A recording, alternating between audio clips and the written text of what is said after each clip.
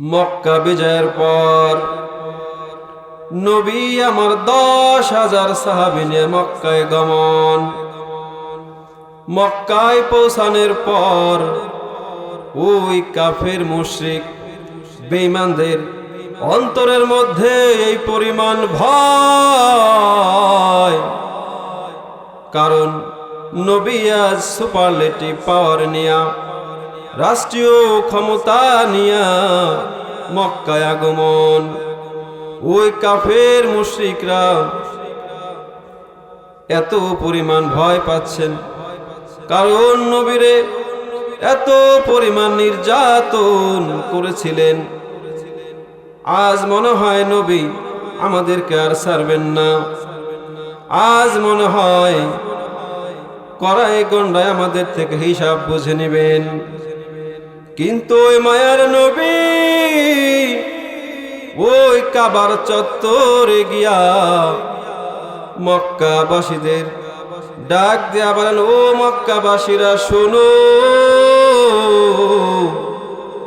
আজ তোমাদের থেকে কোনো প্রতিশোধ নেওয়া হবে না। তোমাদের প্রতি আমার কোনো রাগ নাই, তোমাদের প্রতি আমার কোনো অভিযোগ নাই। আমি নবী তোমাদেরকে আজ বিনা শর্তে ক্ষমা করে দিলাম। বলেন না সুবহানাল্লাহ। নবীর একটি ক্ষমার বাণী শুনিয়া হাজার হাজার বেদিন সেদিন ইসলামের ছায়াতলে চলে আসলেন। ইয়ামিন থেকে 700 বেদিন ওই মক্কা পরিদর্শনে আসছিলেন। নবীর একটি ক্ষমার বাণী শুনিয়া ওই 700 বেদিন ইসলামের ছায়াতলে চলে আসলেন। ওই মক্কার এক যুবক, নাম তার ওয়াসিম, নবীর আগমন শুনিয়া মক্কা থেকে পলায়নের চেষ্টা। ওই ওয়াসি যখন মক্কা থেকে পালানোর চেষ্টা করে, ওই মক্কার লোকেরা ধরে ফেলেন, ধরে বলে, রে ওয়াসি, কই রে তুমি পালাও। ওই ওয়াসি ডাক দিয়া বলেন, ও মক্কাবাসীরা শোনো, নবী আমার সুপারলেটিভ পাওয়ার নিয়া, নবী আমার রাষ্ট্রীয় ক্ষমতা নিয়া এই মক্কায় আগমন। নবীর যেই পরিমাণ নির্যাতন আমরা করেছি, আজ মনে হয় কড়াই গন্ডায় হিসাব বুঝিয়া নিবেন। মক্কার লোকেরা বলেন, ও ওয়াসি, তুমি কি জানো না ওই দয়ার নবী আমাদের সবাইকে বিনা শর্তে ক্ষমা করিয়া দিছেন। ওয়াসি ডাক দেয়া বলেন, ও মক্কাবাসী, সবাইরেও যদি আমার মায়ের নবী মাফ করিয়া দেন, আমারে ওয়াসি কখনোই আল্লাহ নবী মাফ করে দিবেন না। কারণ আমি ওয়াসি নবীর চাচা আমির হামজাকে হত্যা করেছি। শুধু হত্যাই করি নাই, ওই বুক ফেরে কলিজা বের করে আমি ছিন্ন ভিন্ন করে ফেলেছি। সবাইকে ভুলিয়া গেলেও আমারে আল্লাহ নবী কখনো ভুলবে না। ওই মক্কার লোকেরা বললেন, তুমি একবার নবীর কাছে যাও, তোমার মতো হাজার গুনাহ করাও ওয়াসিকে আমার নবী 1 সেকেন্ডের মধ্যে মাফ করিয়া দিবেন। ওই ওয়াসি ও লোকদের কথা শুনিয়া ওই দয়ার নবীর কাছে গিয়ে হাজির। নবীর কাছে গিয়া সালাম দেয়। নবী বলেন, কে? ওয়াসি ডাক দেবেন, ও মায়ার নবী, আমি ওয়াসি। নবী বলেন, কি জন্য আসছো? বলে, আমি আপনার কাছে ক্ষমা চাওয়ার জন্য আসছি। আপনি যদি আমাকে মাফ করিয়া দেন, আমি আজকে ইসলাম ধর্ম গ্রহণ করব।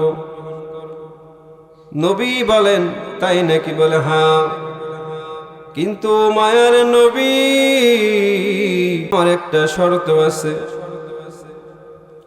আপনি তো বলে থাকেন, মান কতালা আও আশরাকা আও জানায়াকা, যারা হত্যা করেছে, শিরিক করেছে, ব্যভিচার করেছে, তাদের শাস্তি দ্বিগুণ। কিন্তু আমি ওয়াসি এমন কোনো গুনাহ নাই যে করি নাই। ও মায়ার নবী, আমার একটা শর্ত হলো,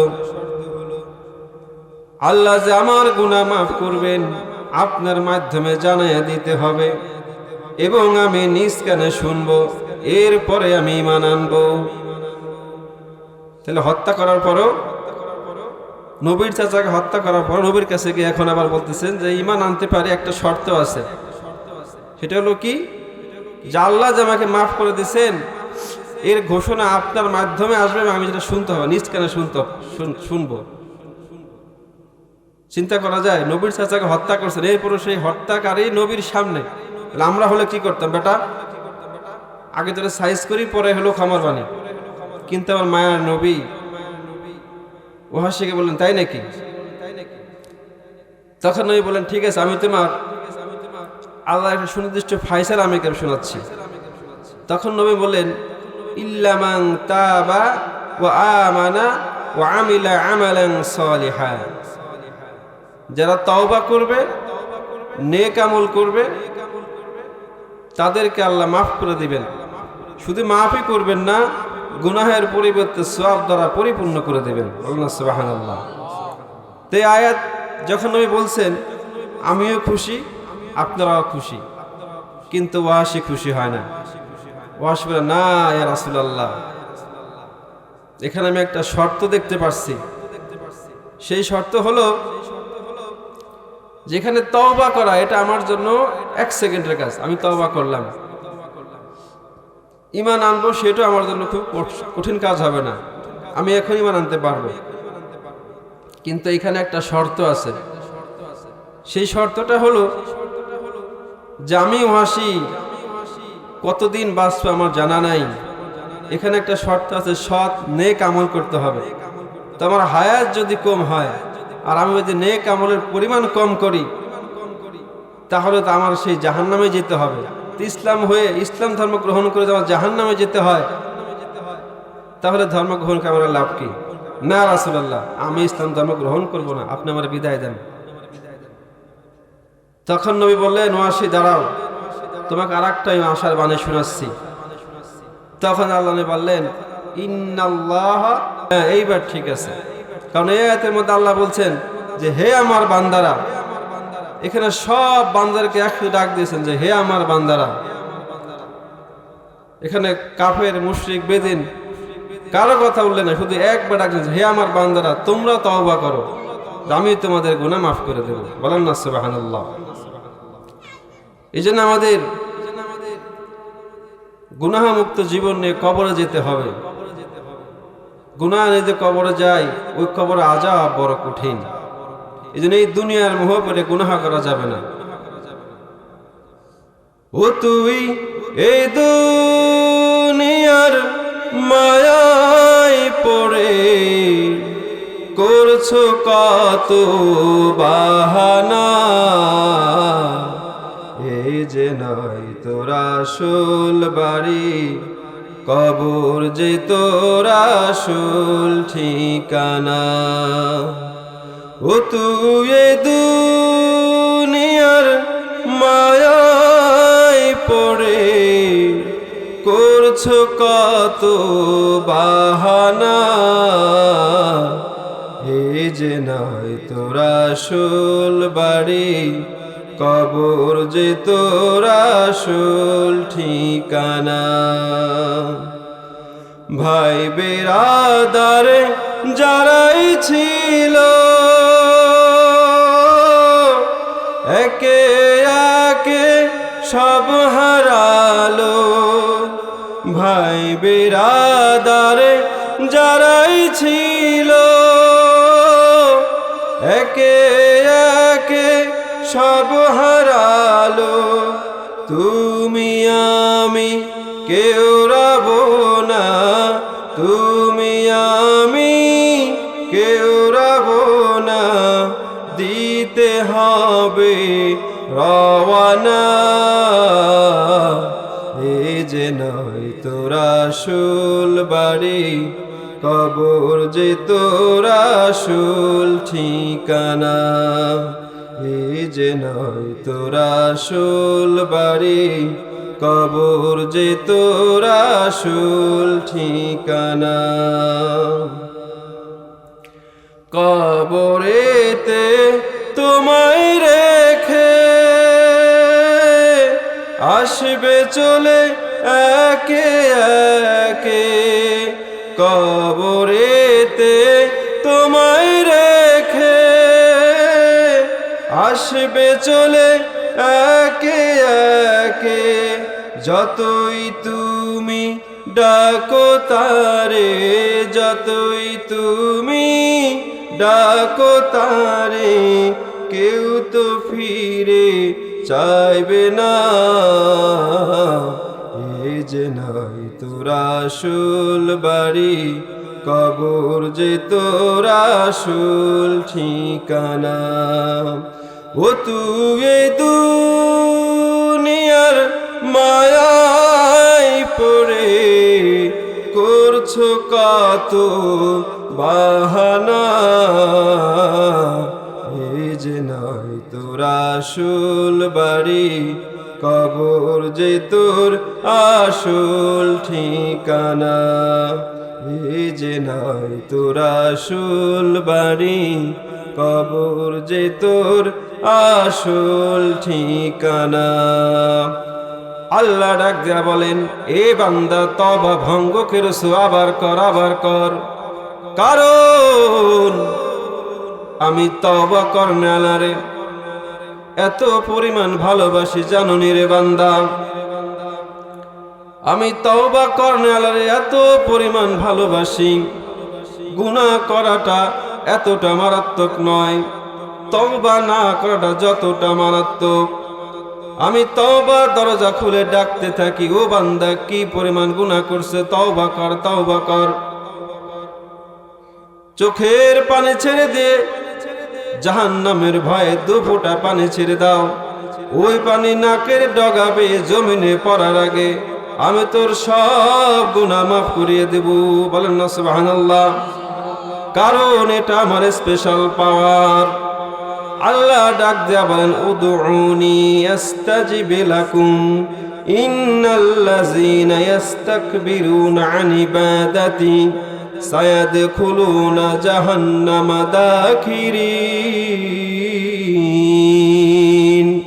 আল্লাহ বলেন, উদউনি, তোমরা আমাকে ডাকো, আমি তোমাদের ডাকে সাড়া দেব।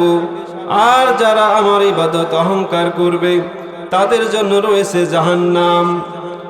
আল্লাহ আমাদের ডাকতে প্রস্তুত, কিন্তু আমরা সাড়া দিতে অপ্রস্তুত। আল্লাহ ওই গভীর রজনীতে ডাকে, আল্লাহ ওই গভীর রজনীতে প্রথম আসমানে এসে ডাকতে থাকেন, ও আমার গুনাহগার বান্দারা তোমরা ডাকো, আমার কাছে তওবা চাও, আমার কাছে তওবা করো, আমি তোমাদের জিন্দেগীর গুনাহগুলো মাফ করিয়া দেব। কে আছো রিজিক অন্বেষণকারী, আমার কাছে চাও, আমি তোমার রিজিকের অভাব দূর করিয়া দিব। কে আছো অসুস্থ, আমার কাছে সুস্থতার জন্য দোয়া করো, আমি আল্লাহ তোমাদেরকে সুস্থতা দান করিয়া দেব। ওই আল্লাহ 2 হাত সম্প্রসারণ করে রাতের বেলা যারা গুনাহ করে মাফ করার জন্য ডাকতে থাকেন, আবার দিনের বেলা 2 হাত সম্প্রসারণ করে ডাকতে থাকেন যারা রাত্রের মধ্যে গুনাহ করছেন। আল্লাহ ডাক দিয়া বলেন, তোমরা রাত্রে এবং দিনে যত গুনাহ করো আমি আল্লাহ মাফ করার জন্য তোমাদেরকে ডাকতে থাকি। আমার আল্লাহ ও নবীরে জানাইয়া দেন। আল্লাহ বলেন, ও নবী, আপনি ওই বান্দাকে, ও আমার গুনাহগার বান্দাগুলোর জানাইয়া দেন যারা ওই রাত্রি ও দিনে গুনাহ করে, গুনাহ করতে করতে আমার রহমত থেকে যা নিরাশ হয়ে গেছে, তাদেরকে আপনি জানাইয়া দেন আল্লাহ বড় ক্ষমাশীল, আল্লাহ দয়াশীল। আল্লাহ তোমরা তওবা করো, আল্লাহ তোমাদের তওবা কবুল করে নিবেন। আর যারা অন্যায় করার পরও তওবা করবে না, তাদের জন্য রয়েছে যন্ত্রণাদায়ক শাস্তি। আল্লাহ ফেরেশতা থেকে ডাকতে বলেন, আমার ফেরেশতারা দেখো আমার বান্দারা আমার কাছে গুনাহ মাফ চাচ্ছে, বলে আমার বড় লজ্জা হয় আমাদেরকে গুনাহ মাফ না করি। বলেন না সুবহানাল্লাহ। এই জন্য আমরা তওবা করতে হবে। এখন তওবা কিভাবে করতে হবে? বলে তিনটি কাজের সমন্বয়ের নাম হলো তওবা। এক, কথাটা ভালো করে একটু শুনবেন মনোযোগ দিয়ে। এক, অতীতের গুনাহের উপরে লজ্জিত হওয়া। দুই, বর্তমান যে গুনাহের মধ্যে লিপ্ত আছে এগুলো পরিত্যাগ করা, বর্জন করা। নাম্বার তিন, ভবিষ্যতে আর গুনাহ করব না বলে আবদ্ধ হওয়া, ওয়াদাবদ্ধ হওয়া। তো আলী রাদিয়াল্লাহু তাআলার কাছে তওবার কথা প্রশ্ন করা হলে তিনি বলেন ৬টি বিষয়ের সমন্বয়ের নাম হলো তওবা। তিনি বলেন, এক, অতীতের গুনাহের উপর লজ্জিত হওয়া। দুই, ফরজ এবং ওয়াজিব যেগুলো তরক হয়ে গেছে সেগুলো কাজা আদায় করা। তিন নম্বরে তিনি বলেন কাহারো সম্পদ অন্যায়ভাবে গ্রাস করে থাকলে তাকে ফেরত দেওয়া। চার নম্বরে তিনি বলেন কাউকে হাত দ্বারা বা মুখ দ্বারা কষ্ট দিয়ে থাকলে তার কাছে ক্ষমা চেয়ে নেওয়া।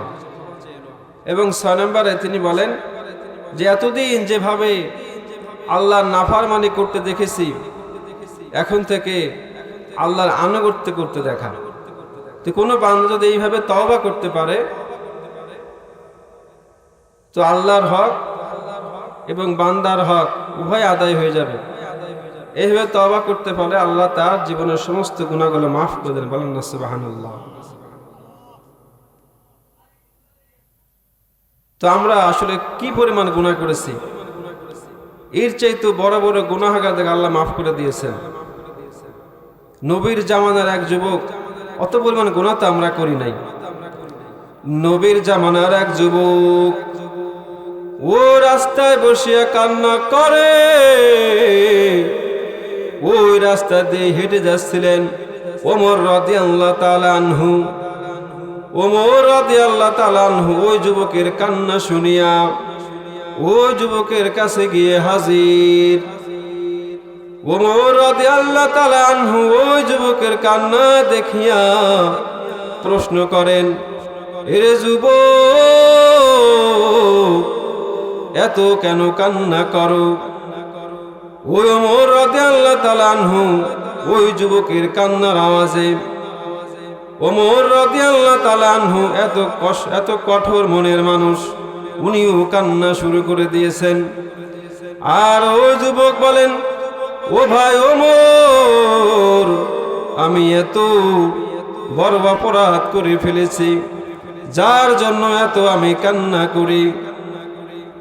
ওই যুবক ডাক দিয়ে বলতেছেন, ও ভাই ওমর, তুমি একটু আমার নবীর কাছে নিয়ে যাও। আমার নবীর কাছে গিয়া আমি আমার অপরাধের কথা বলবো। ওমর রাদিয়াল্লাহু তাআলা আনহু ওই যুবককে নিয়ে নবীর কাছে গিয়ে হাজির। নবী আমার ওমরের চোখে পানি দেখে বলেন, এরে ওমর, তোমার চোখে কেন পানি? ওমর রাদিয়াল্লাহু তাআলা আনহু বলেন, ও মায়ার নবী, ওই যুবকের কান্নার আওয়াজ, ওই যুবকের কান্নার আওয়াজ, এত পরিমাণ কান্নার আওয়াজ, ওই আওয়াজ শুনে আমি ওমর নিজের কান্নাকে ধরে রাখতে পারি নাই। ওই যুবক এত বড় অন্যায় অপরাধ করে ফেলেছে। ওই গুনাহের জন্য তওবা করার জন্য আপনার কাছে গুনার কথা বলার জন্য আসছেন। নবী কয়, ওই বান্দাকে আমার কাছে নিয়ে আসো। ওই বান্দা নবীর কাছে এসে অঝরে শুধু কান্না করে। নবী বলেন, এই যুবক অঝর ধারা কান্না করো কেন? কয়, গুনাহ করেছি, গুনাহ। নবী বলেন, গুনাহ করেছো? তোমার কি আমার মাওলা পাকের রহমত সম্পর্কে ধারণা নাই? যুবক ডাক দেবেন, ও মায়ার নবী, আমার কাছে মনে হয় আল্লাহ রহমত থেকেও আমার গুনাহ বড়। নবীকে আসমান থেকে বড় বলে, হ্যাঁ আসমান থেকেও বড়। কয় জমিন থেকে বড় বলে, হ্যাঁ জমিন থেকেও বড়। এইভাবে যুবক বলতে বলতে বলতে বলতে বেহুশ হয়ে পড়ে গেলেন। যুবকের জ্ঞান ফেরার পর নবী ডাক দেয়া বলে, রে যুবক, শুধু গুনাহ গুনাহ করতেছে, গুনাহটা কি বলো? ওই যুবক কান্না করে আর বলে, ও মায়ার নবী, আমি এত বড় মারাত্মক অপরাধ আমি করে ফেলেছি। ও যখন কোনো মানুষের ইন্তেকাল হয়ে যায় আর যখন দাফন কাফন করিয়া সারিয়ে আসে, আমি পরের দিন গিয়া ওই কবর খনন করিয়া ওই কাফনের কাফনগুলো চুরি করিয়া নিয়ে আসি। আর ওই কাফনের কাফনগুলো আমি বাজারে বিক্রি করি, আমি আমার সংসার চালাই, আমি আমার জীবিকা নির্বাহ করি। কিন্তু এমন একদিনের ঘটনা যা আমাকে বেশি বেশি কাঁদায়। ওই এলাকার মধ্যে এক সুন্দরী রূপসী যুবতী কন্যার মৌত হয়ে গেল। আর যখন ওই সুন্দরী যুবতী ওই মেয়েকে কবর দিয়ে আসা হলো, পরের দিন আমি ওই কবর খনন করিয়া যখন ওই কাফনের কাফনটাকে আমি খুলে ফেললাম, তাকায়া দেখি ওই কবরের মধ্যে ওই কন্যার এত সুন্দর চেহারা। ওই চেহারা দেখিয়া আমি আর নিজের কন্ট্রোল করতে পারলাম না। ওই মরা লাশের সাথে আমি জিনায় লিপ্ত হয়ে গেলাম। জিনার কাজ সারিয়ে আমি যখন পিছন দিকে ফিরে আসি, কবর থেকে কান্নার আওয়াজ। তাকায়া দেখি ওই লাশটা দাঁড়া হয়ে গেছে। ওই লাশ ডাক দেয়া বলে, রে যুবক, কেন রে তুই আমার নাপাকি করলি? আমি একটা মরা লাশ, লাশের সাথে কেন রে তুই জিনায় লিপ্ত হলি? দুনিয়ার জমিনের ভেতরে কোনো মানুষ আমার চেহারা দেখে নাই, তুই আজ এই কবরের মধ্যে কেন রে তুই আমার নাপাকি করলি? এই ঘটনার পর ও মায়ার নবী, এই ঘটনার পরের থেকে আমার আর ঘুম নাই, আর খাওয়া নাই। এত বড় মারাত্মক অপরাধ আমি করে ফেলেছি। আল্লাহর নবী ডাক দেয়া বলে, রে যুবক, এত বড় অপরাধ কি মানুষ করতে পারে? এত বড় অন্যায় কেমনে রে করলি? নবীর মুখে এই কথা শোনার পর যুবকের আর বুঝতে বাকি রইল না। যুবক নবীর দরবার থেকে এক দৌড়ে ওই পাহাড়ের চূড়ায় চলে গেল।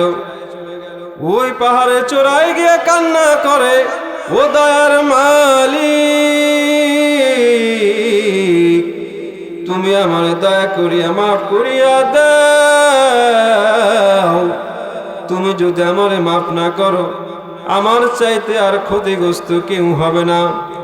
আর তুমি যদি আমারে মাফ করিয়া দাও, আমার চাইতে আর খুশি দুনিয়ার মধ্যে কেউ হবে না। এভাবে একদিন, দুদিন আর 3 দিন নয়, 40 দিন এবং পাহাড়ের উপরে কান্নাকাটি করে। আল্লাহ এক ফেরেশতারে পাঠিয়ে দিলেন, যাও যাও ওই নবীর কাছে যাও। নবীর কাছে গিয়া 2টা প্রশ্ন করবা, 3 নম্বরে ওই বান্দার ক্ষমার ঘোষণা করে দিবা। ওই ফেরেশতা নবীর কাছে এসে হাজির। নবীর কাছে আসে বলেন, ও পয়গম্বর, আল্লাহ আপনাকে 2টা প্রশ্ন করেছেন। এক, এই আসমান জমিনের মালিক কে? আল্লাহর নবী ডাক দেয়া বলেন, নিঃসন্দেহে আমার মালিক আল্লাহ। ওই ফেরেশতা 2 নাম্বার প্রশ্ন করেন, আসমান জমিনের উপরে এবং নিচে যত মাখলুক আছে এগুলো রিজিকের ব্যবস্থা কে করে দেন? আল্লাহর নবী ডাক দিয়ে বলেন, নিঃসন্দেহে আমার মালিক আল্লাহ। এবার ওই ফেরেশতা বলিয়ে দেন, ও পয়গম্বর, ওই বান্দারে আল্লাহ তাআলা মাফ করিয়া দিছেন, আপনি তারে গিয়ে ওই খুশির সংবাদটা জানায়া দেন। বলেন না সুবহানাল্লাহ। তাহলে এত বড় গুনাহ করার পরও যদি আল্লাহ মাফ করে দেন, সে আল্লাহ এখন আছে না নাই? আমাদের মাফ করবে কি করবেন না? নিরাশ হবেন? নিরাশ হওয়ার কোনো দরকার নেই। আল্লাহ যদি ওই এত বড় গুনাহ করার পরও মাফ করে দেন, আচ্ছা আমি আপনি কোনোদিন কি কবর, ওই জিনা করা দূরের কথা, কবর ভেঙে যে কাফন চুরি করব এটা কি মাথার মধ্যে আসছে? অত বড় গুনাহ তো আমরা করি নাই। ওই যুবক এত বড় গুনাহ করার পরও যদি আল্লাহ তাআলা মাফ করে দেন, আমি আপনার কতটুকু গুনাহ করছি, মাফ করবে কি করবেন না? খালেস দিলে আল্লাহর কাছে তওবা করতে হবে।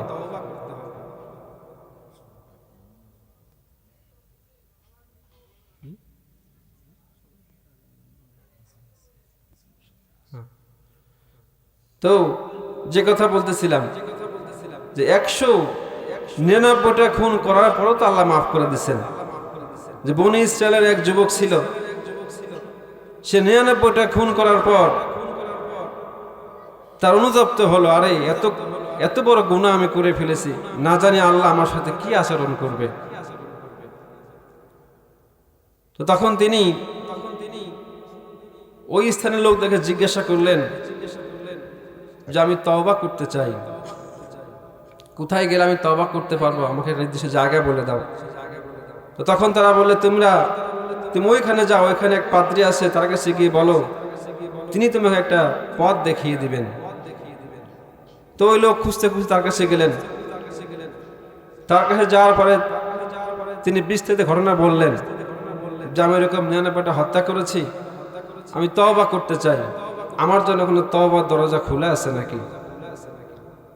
তখন ওই পাদ্রী বলে উঠলেন, এরে যুবক, তুমি এত অন্যায় করেছো, 99টা খুন করার পরেও তুমি তওবা করতে চাও, তোমার জন্য কিসের তওবা? তোমার জন্য তওবার দরজা খোলা নেই। তখন যুবক বললেন, তওবার দরজা তো খোলাই নাই, আর একটা 100 পূরণ করতে বাকি আছে, একটা তোকে আমি রাখবো না। তখন ওই যুবক কি করলেন, তাকেও কি করলেন, হত্যা করে দিয়ে 100 পূরণ হয়ে গেল। এরপর লোকটা আবার সেই স্থানে ফিরে আসলেন। ফিরে আসার পর আবার বলতেছেন, আমি তো এরকম বলেছি, তো কোনো সমাধান পেলাম না, এখন বল আমি কোথায় যাব, কোথায় গেলে আমি তওবা করতে পারবো?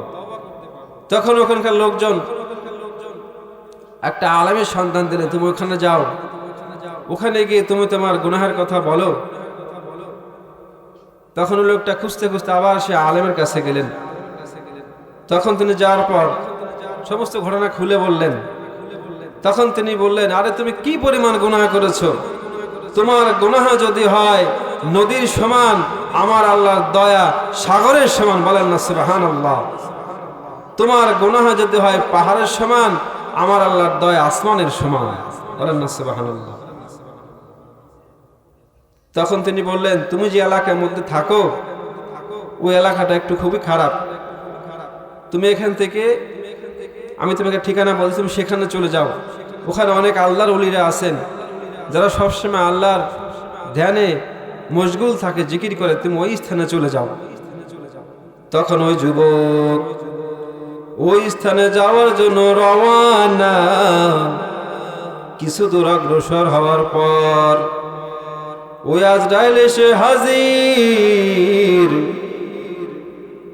মৌত হয়ে গেল, ওই যুবকের পথের মধ্যে মৌত হয়ে গেল। তার রূহ নেওয়ার জন্য রহমতের ফেরেশতারাও হাজির, আবার আযাবের ফেরেশতারাও হাজির। রহমতের ফেরেশতাদের দাবি, এই লোকটা তওবার নিয়তে ভালো স্থানের দিকে রওনা, অতএব তার রূহ আমরা নিয়ে যাব। আর আযাবের ফেরেশতার কথা হলো, এই বান্দা এখনো তওবা করে নাই, তার খারাপের স্থান দিকটা খুব কাছে। দুই ফেরেশতার মধ্যে তর্কতর্কি শুরু হয়ে গেল। আল্লাহ উপর থেকে অর্ডার করে দিলেন, তোমরা এই বান্দার জমিনকে পরিমাপ করো, যদি তার ওই ভালো দিকটা কাছে হয় তাহলে রহমতের ফেরেশতারা রূহ নিয়ে যাবে, আর যদি ওই খারাপের স্থান দিকটা কাছে হয় তাহলে আযাবের ফেরেশতারা রূহ নিয়ে যাবে। আল্লাহ তাআলা জমিনে ডাক দিয়া বলে, রে জমিন, তুই আমার এই বান্দার জন্য ভালো স্থানের দিকটা কাছে হয়ে যা। বলেন না সুবহানাল্লাহ। ওই যখন দুই ফেরেশতারা জমিন মাপতে শুরু করে দিল, আল্লাহর আদেশে ওই জমিন ভালো দিকটা কাছে হয়ে গেল, আর ওই রহমতের ফেরেশতারা তার রূহকে নিয়ে জান্নাতে চলে গেলেন। বলেন না সুবহানাল্লাহ। তাহলে এত বড় গুনাহ করার পরেও আল্লাহ মাফ করছেন কিনা? কিন্তু একটা কথা অপ্রিয় হলেও সত্য, আজ আমরা মুসলমান জিনা করাকে অন্যায় মনে করি, ঘুষ খাওয়াকে অন্যায় মনে করি, সুদ খাওয়াকে অন্যায় মনে করি, চুরি করাকে অন্যায় মনে করি। অবশ্যই এগুলো অপরাধ, কিন্তু এর চাইতে বড় অপরাধ নামাজ না পড়া। কথা বলেন ঠিক কিনা? নামাজের কথা বললেই সময় নাই। নামাজের কথা বলে যুবকদের বলে কি বলেন, আমার কাপড় ঠিক নেই। কিন্তু কপাল পোড়া মুসলমান, যখন বলা হয় চলো খেলার মাঠে যাই, যখন বলে সিনেমার মাঠে যাই, তখন ঠিকই বলে কি কাপড়টা পরিবর্তন করে আসি, বলে কি বলে না? কিন্তু নামাজের কথা বললে এই কথা বলে না, তখন বলে যে আমার কাপড় ঠিক নেই। আচ্ছা বলেন তো, শয়তান আল্লাহর দরবার থেকে বিতাড়িত হয়েছিল কয়টি সেজদা না দেওয়ার কারণে? মাত্র একটি সেজদা না দেওয়ার কারণেই আল্লাহর দরবার থেকে চিরদিনের জন্য বিতাড়িত হয়ে গেছে। আর আমি আপনি মুসলমান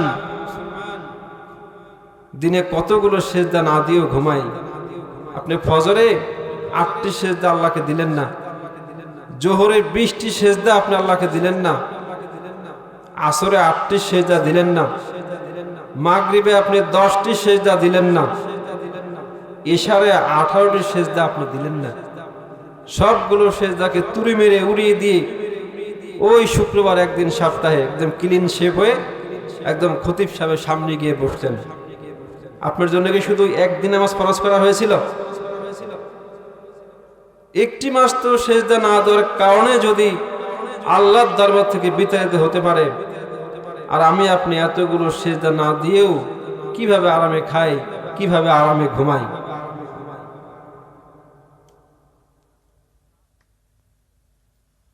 বনি ইসরায়েলের এক মহিলা গুনাহ করার পর তওবা করেছে। তার ভয় হচ্ছে যে তার তওবা আসলে আল্লাহ কবুল করেছে কিনা।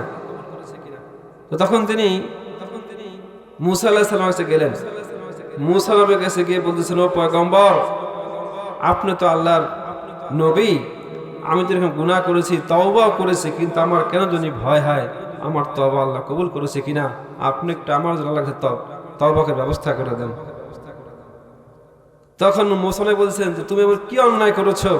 মহিলা বলতেছিলেন, আমি এরকম জিনা করেছি, জিনা করার পর আমার সন্তান হয়েছিল, সেই সন্তানটাকে আমি হত্যা করে ফেলেছি।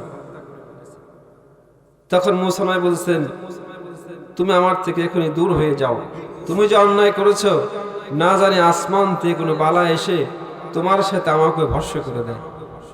তখন ওই মহিলা মনে কষ্ট নিয়ে নবীর দরবার থেকে চলে গেলেন। কিছুক্ষণের মধ্যে জিবরাইল এসে হাজির। জিবরাইল বলছেন, ও পয়গম্বর, আপনি কেন এই তওবা কায়নে মহিলাকে ফিরিয়ে দিলেন? তখন মুসা নবী বলতেছেন, সে তো জিনাকার, সে জিনা করছে এবং একটা সন্তানও হয়েছে, মেরে ফেলেছে। দুনিয়ার মধ্যে এর সাথে খারাপ লোক আর কে হইতে পারে? তখন জিবরাইল বললেন, পয়গম্বর, আপনি কি দুনিয়ার মধ্যে এর চাইতে খারাপ লোক আর দেখেন না? তখন মুসা নবী বললেন, দুনিয়ার মধ্যে এর চাইতে খারাপ লোক আর কে হতে পারে? তখন জিবরাইল বললেন যে দুনিয়ার মধ্যে এর চাইতে খারাপ লোক তো সে যে জেনে শুনে সে সায় নামাজ ত্যাগ করে।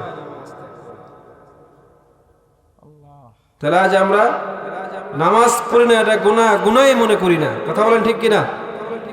নামাজ যে পড়ি না এটা যে একটি গুনাহ মারাত্মক, এটা আমরা মনেই করি না। আমি যদি কাফেরের ঘর থেকে এসে নামাজ পড়তে পারি, আপনার বাধা দেয় কোথায়?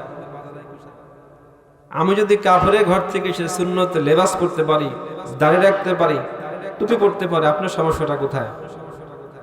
হুজুর দাড়ি রাখলে চুলকায়, আমার তো চুলকায় না, আপনি তো শয়তানে চুলকায়। কথা বলেন ঠিক কিনা? আপনার ইমান আনতে কাউকে কিছু হারাইতে হয়েছে? বাবা হারাইছেন, মা হারাইছেন, ভাই বিরাদার, সম্পত্তি, সয় সম্পত্তি হারাইছেন। আপনার তো পৈতৃক সম্পত্তি, আপনি ইসলাম পেয়েছেন, ইমান পেয়েছেন, আপনার তো কষ্ট কোথায়? ও মুসলমান, বড় আফসোস। আসলে আমাদের ভয়ই হয় না। এই যে নামাজ নামাজ একটা গুনাহের কাজ, দিলের মধ্যে ভয় নাই, তওবা দূরে থাক। কিন্তু নবীর সাহাবীরা একটু গুনাহ করার কারণে কি পরিমাণ পেরেশানি তারা হয়েছেন, কি পরিমাণ তারা কান্না করেছেন। নবীর এক সাহাবী, নাম তার সালাবা।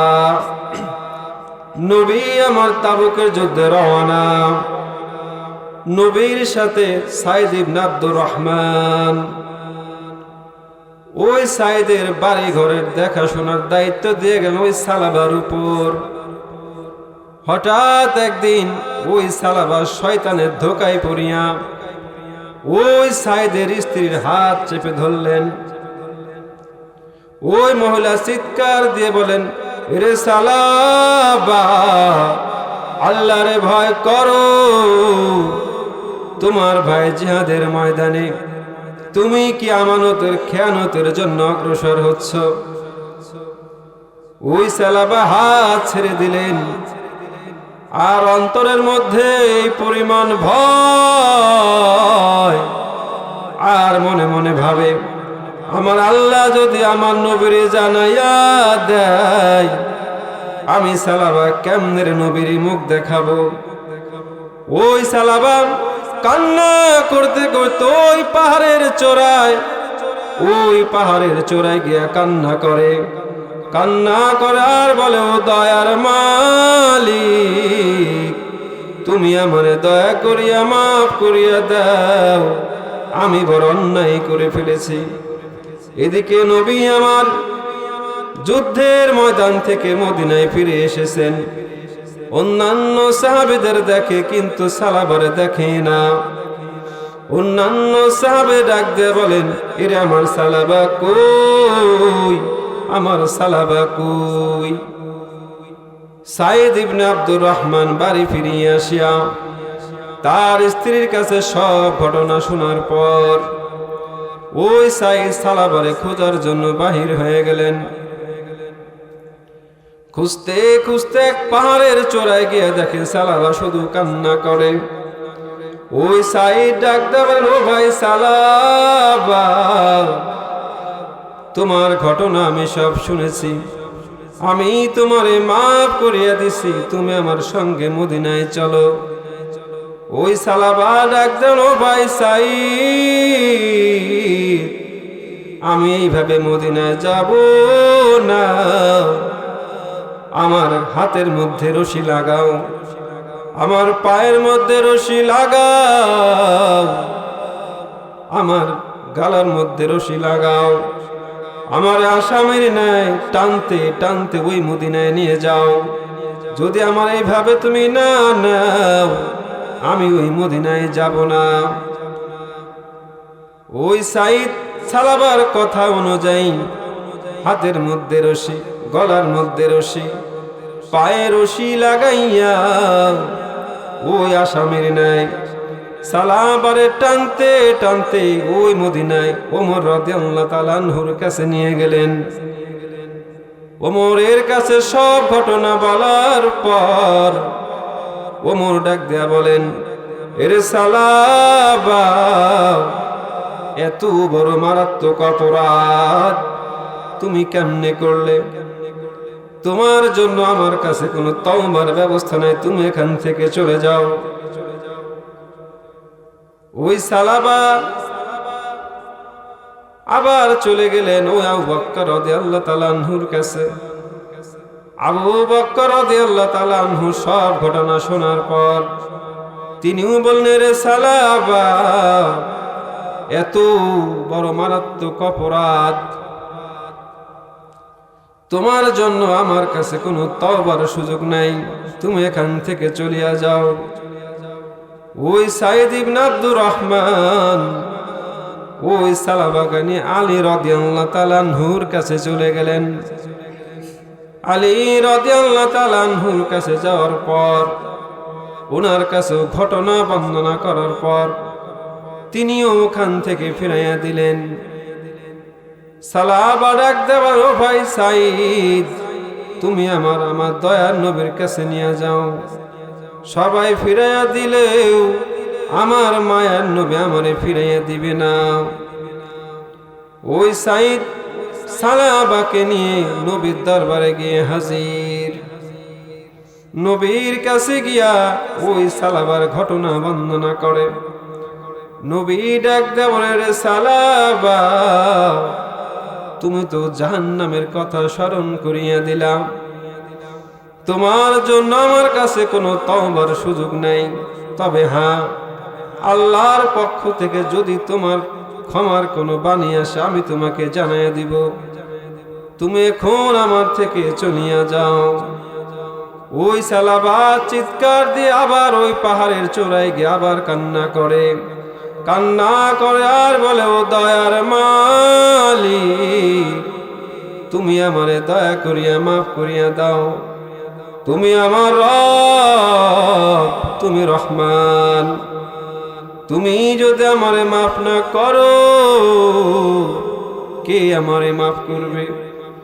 আমি বড় গুনাহগার, দয়া করিয়া তুমি আমারে মাফ করিয়া দাও। নবীর কাছে ফেরেশতা আসিয়া বলেন, ও পয়গম্বর, আপনি ওই সালাবারে জানায়া দেন আল্লাহ তাআলা তার গুনাহগুলো মাফ করিয়া দিচ্ছেন। নবী আমার খুশি হয়ে সাহাবীদের ডাক দিয়ে বলেন, ও আমার সাহাবীরা, যাও যাও যাও, ওই সালাবারে খুঁজে নিয়ে আসো। ওই সালাবারে আল্লাহ ওই গুনাহগুলো মাফ করিয়া দিচ্ছেন।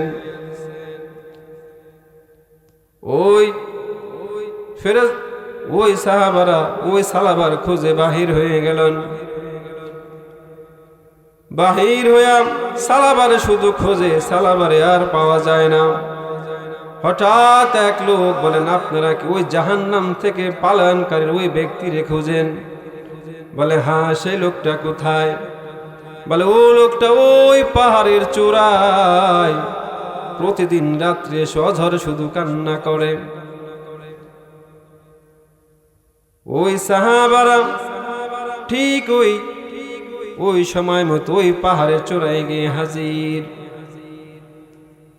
যাওয়ার পর দেখে সালাবা ওই পাহাড়ের চূড়ায় শুধু কান্না করে।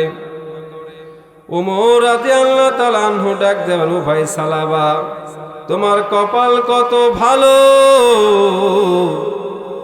তোমারে আমার নবী, মায়ের নবী খুঁজতেছেন, তুমি আমাদের সাথে মদিনায় চলো। ওই সালাবা ডাক দেবেন, ও ভাই ওমর,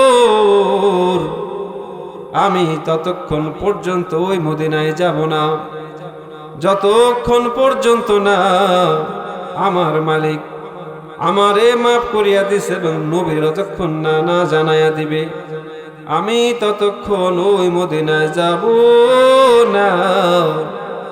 ওমর রাদিয়াল্লাহু তাআলা আনহু বলেন, এরে সালাবা, তোর কপাল কত ভালো, ওই তোমার গুনাহে আল্লাহ মাফ করিয়া আমার নবীরে জানাইয়া দিছে, এখন তুমি আমাদের সাথে মদিনায় চলো। ওই সালাবা খুশি হইয়া ওই সাহাবাদের সঙ্গে আবার মদিনায় আগমন। মদিনায় আসার পর ফজরের সময় হয়ে গেছে, সবাই নামাজ পড়তেছে। নবী আমার নামাজ পড়া ইমামতি করেন। সালাবা সহ অন্যান্য সাহাবীরা পিছনের কাতারে দাঁড়ালেন। নবী আমার সূরা তাকাসুর পড়তেছিলেন।